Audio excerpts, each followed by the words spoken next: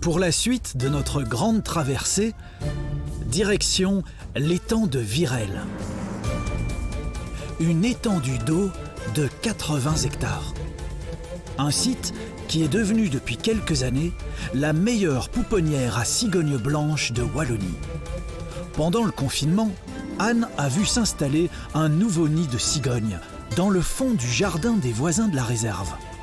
Une incroyable aventure naturelle qu'elle nous avait filmée et qu'elle a ensuite continué à suivre au jour le jour. Anne, vous avez eu une des seules nidifications de cigognes blanches de Wallonie. Pourquoi, si tu étais une cigogne blanche et que tu passais au-dessus du site, pourquoi tu t'arrêterais ici? Oh, parce que c'est joli.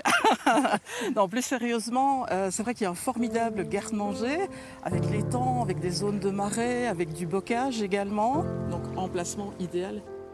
Et donc toi, tu nous avais fait le cadeau pendant le confinement de nous ouvrir une petite fenêtre sur le nid de cigogne.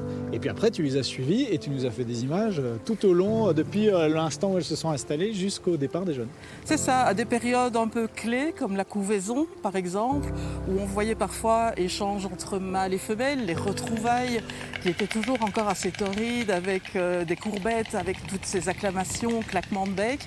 Alors un mois plus tard, évidemment, on a guetté la naissance des jeunes. C'était l'émotion de découvrir les premiers petits becs, les premières têtes. Et puis je suis allée les revoir à l'âge d'1 mois où j'étais étonnée de voir comment ils avaient déjà grandi.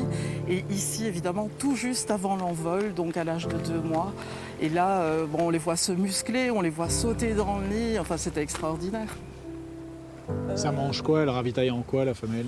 Alors ça mange un peu toutes sortes de bestioles. Donc ici évidemment avec l'étang ça peut être du poisson, des batraciens, des petits mammifères, des gros insectes. C'est vraiment très diversifié. Et puis là, il y a quelques jours, un peu avant la mi-août, un petit pincement au cœur, elles se sont envolées. Elles sont parties. Oui, ça c'était absolument génial de pouvoir découvrir et observer les premiers vols, d'être là. De les voir aussi se poser dans un troupeau de moutons, de voir les interactions avec les moutons, ces drôles de choses à 4 pattes, là qu'elles ne connaissaient pas forcément. Et puis ça sera le grand voyage évidemment. Le grand voyage, tu veux dire, elles vont partir vers le sud? Et oui, via l'Espagne, sans doute sud du Sahara, le Sénégal. Et puis on les attendra, en tout cas les parents, on les attendra l'année prochaine avec impatience. Donc on croise les doigts, on espère Ouais. pour toi qu'elles reviendront. Et avec toi qui pouvais rajouter les cigognes blanches, je pense, cette année, dans notre jardin extraordinaire. Donc merci pour le cadeau. C'est un vrai plaisir.